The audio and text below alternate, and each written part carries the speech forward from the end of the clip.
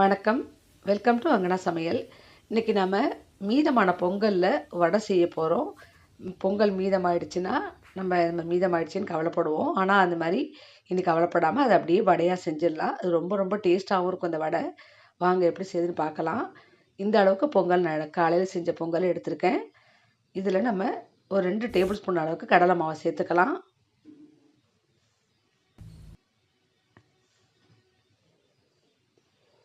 இதுக்கு ஒரு 2 பெரிய வெங்காயத்தை நைஸாக கட் பண்ணி வச்சுருக்கேன், அதை சேர்த்துக்கிறேன். இது கூடவே கொஞ்சமாக நறுக்கின கருவேப்பிலை, கொத்தமல்லி சேர்த்துக்குங்க. 2 பச்சை மிளகாயை நைஸாக கட் பண்ணி சேர்த்துக்குங்க. இப்போ எல்லாத்தையுமே இப்போ நம்ம கலந்துக்கலாம். இப்போ நம்ம போட்டிருக்கிற பொருளுக்கு மட்டும் கொஞ்சம் உப்பு சேர்த்துக்குங்க.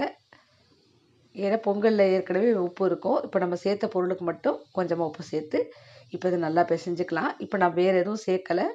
ஏற்கனவே பொங்கலில் உங்களுக்கு மிளகு, ஜீரகம், இஞ்சி எல்லாமே இருக்குது. அதனால் இந்த பொருள் மட்டும் போதும். நீங்கள் இன்னும் கொஞ்சம் ரொம்பவே கிறிஸ்பாக வேணுன்னா ஒரு ஸ்பூன் அளவுக்கு அரிசி மாவு சேர்த்துக்கலாம். இப்போ பாருங்கள், இந்த அளவுக்கு நல்லா கெட்டியாக தான் இருக்கணும். தண்ணி எதுவும் சேர்க்காம அப்படியே நல்லா கையால் மசித்து பிசைஞ்சு எடுத்துக்கலாம். இப்போ எண்ணெய் காஞ்சிட்ருக்குது.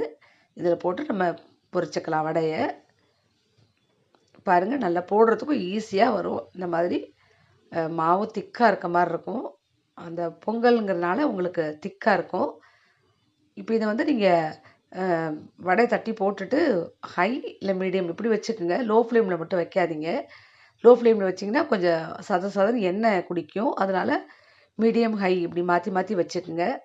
அப்போ தான் உங்களுக்கு நல்ல கிறிஸ்பாக வரும். ரொம்ப டேஸ்ட்டாகவும் இருக்கும். இப்போ வடை வெந்துக்கிட்டு இருக்கு, திருப்பி விட்டுக்குங்க. இங்கே பொங்கல் கொஞ்சம் தண்ணியான பொங்கலாக இருந்ததுன்னா நீங்கள் வேணால் கொஞ்சம் அரிசி மாவு சேர்த்துக்குங்க. நான் அரிசி மாவு சேர்க்கலை, இதுவே கரெக்டாக இருந்துச்சு. டேஸ்ட்டும் நல்லா இருந்தது. இப்போ 2 பக்கமும் நல்லா திருப்பி விட்டுக்கலாம்.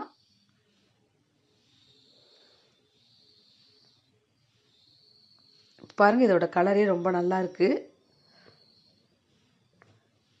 இன்னும் கொஞ்சம் கிறிஸ்பாகட்டும், அது வரைக்கும் வேகட்டும்.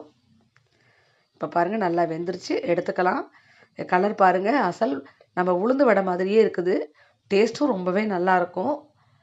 யாருமே இது சொன்னால் நம்ப மாட்டாங்க, பொங்கலில் செஞ்ச வடைன்னு சொன்னால். அந்த அளவுக்கு பார்க்கும்போது உளுந்து வடை மாதிரியே இருக்குது. இப்போ எடுத்துக்கலாம்.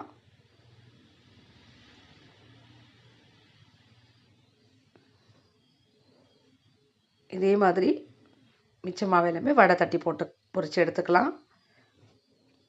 இதே மாதிரி நீங்கள் ஹை, மீடியம் இந்த ஃப்ளேம்லேயே வச்சு பொரிச்சுக்குங்க. அப்போ தான் உங்களுக்கு கரெக்டாக வரும். இல்லைன்னா எண்ணெய் சதன்னு எண்ணெய் குடிக்கும். இதே மாதிரி எல்லா வடையும் பொரித்து நம்ம எடுத்துக்கலாம். இப்போ நமக்கு ரொம்ப ரொம்ப டேஸ்டான பொங்கலில் செஞ்ச வடை ரெடி ஆகிடுச்சு. யாருமே சொன்னால் நம்பவே மாட்டாங்க பொங்கலில் செஞ்ச வடைன்னு. இப்போ பிச்சு காமிக்கிறேன் பாருங்கள். பாருங்கள், அப்படியே உளுந்து வடை மாதிரியே இருக்குது. மேலே நல்லா கிறிஸ்பாக, உள்ளே நல்லா சாஃப்டாக, டேஸ்ட்டும் ரொம்பவே நல்லாயிருக்கும். கண்டிப்பாக நீங்கள் இந்த மாதிரி பொங்கல் மீதமான பொங்கல் இருந்துச்சுன்னா ட்ரை பண்ணி பாருங்கள். ஃப்ரெண்ட்ஸ், இந்த வீடியோ உங்களுக்கு பிடிச்சிருந்தா மறக்காமல் நம்ம சேனலுக்கு சப்ஸ்கிரைப் பண்ணுங்கள், லைக் பண்ணுங்கள், ஷேர் பண்ணுங்கள். இது மாதிரி நிறைய வீடியோஸ் நம்ம சேனலில் இருக்குது, பாருங்கள். நன்றி.